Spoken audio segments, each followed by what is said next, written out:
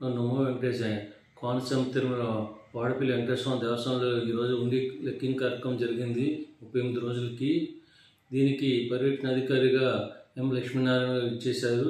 ఈ 38 రోజులకి ఇన్కమ్ 70,16,714 రూపాయలు. అలాగే బంగారం 72 గ్రాములు, అలాగే వెండి 750 గ్రాములు, విదేశీ నోట్లు 13 వచ్చాయని మీ ద్వారా తెలియజేసుకున్నాం. దీనికి లెక్కింగ్ కార్యక్రమంలో భక్తి బృందం, గ్రామ పెద్దలు, స్టాఫ్, అర్చక స్వాములు అందరూ పాల్గొన్నారని మీ ద్వారా తెలియజేసుకున్నాం. ఓ నమో వెంకటేశ్వర.